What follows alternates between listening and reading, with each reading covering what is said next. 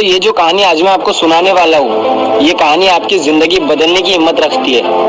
बस शर्त ये है कि आपको इस कहानी को थोड़ा ध्यान से सुनना पड़ेगा। तो कहानी है एक हिरन की। एक बार एक हिरन जंगल में पानी की तलाश में घूम रही थी, भटक रही थी इधर से उधर। बहुत प्यास लगी थी उस हिरन को, बहुत देर से भटक रही थी पानी की तलाश में, लेकिन उसे पानी कहीं पर भी नहीं मिल रहा था।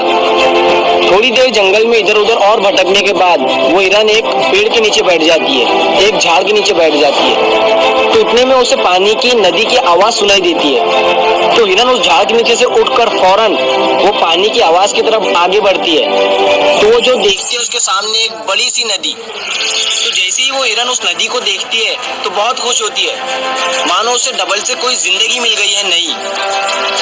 वो फौरन दौड़ते हुए उस नदी के पास जाती है और जैसे ही पानी पीने के लिए अपना सर नदी में झुकाती है तो उसकी नजर अपने राइट पर पड़ती है। वो जैसे ही अपने राइट में देखती है तो उसे शिकारी नजर आता है, हाथ में तीर लिए हुए, निशाना तान कर खड़ा हुआ।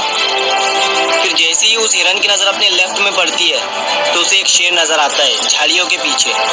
अब हिरन पानी वानी सब भूल जाती है, कुछ भी नहीं रहता उसके दिमाग में, प्यास वगैरह। फिर वो हिरन पलटकर अपने पीछे देखती है तो उसे भयंकर आग लगी हुई दिखती है जो कि धीरे धीरे उसकी तरफ बढ़ रही थी।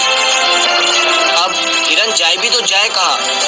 राइट में देख रही थी तो शिकारी नजर आ रहा था जो कि निशाना तान कर खड़ा हुआ था, और अपने लेफ्ट में देख रही थी तो शेर नजर आ रहा था। सामने तो गहरी और लंबी चौड़ी नदी थी और पीछे तो आग लगी हुई थी।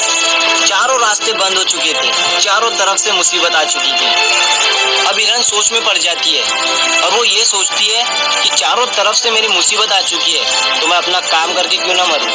मुझे वैसे भी तो मरना ही है, तो मैं पानी पीकर क्यों ना मरूं? तो वो हिरन अपना पानी पीने में लग जाती है। लेकिन थोड़ी ही देर के बाद जैसे ही वो हिरन पानी पी रही थी तो उतनी ही देर में ऊपर से काले बादल छा जाते हैं और उन बादलों से बारिश होने लगती है। तो जो आग थी पीछे की लगी हुई वो पानी से बुझ जाती है और पानी के कारण शिकारी का निशाना चुप कर शेर को लग जाता है और शेर की नजर पड़ती है सीधा शिकारी पर। तो शेर शिकारी के पीछे लग जाता है। तो जैसे ही हिरन को पता चलता है, जैसे ही हिरन पानी पीने के बाद अपना सर ऊपर उठाती है तो वो अपने राइट में देखती है, उसे शिकारी कहीं पर भी नजर नहीं आता है। वो अपने लेफ्ट में देखती है, उसे शेर भी नजर नहीं आता है। वो अपने पीछे मुड़कर देखती है तो जो आग थी वो बुझी हुई दिखती है।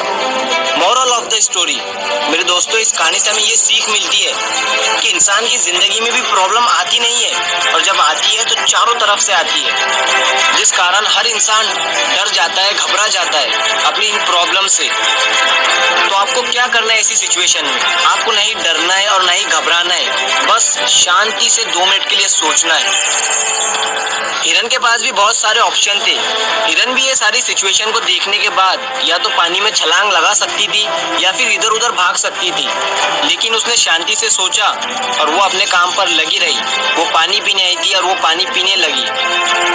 इंसान भी अपनी कामयाबी से थोड़ी ही दूरी पर रहता है, लेकिन उसे मुसीबतें दिखनी शुरू हो जाती है, घर की प्रॉब्लम, पैसों की प्रॉब्लम, जिसके कारण वो कुछ नहीं कर पाता है, घबरा जाता है, डर जाता है। लेकिन आपको ना ही घबराना है ना ही डरना है, बस आपको अपने काम पर बने रहना है।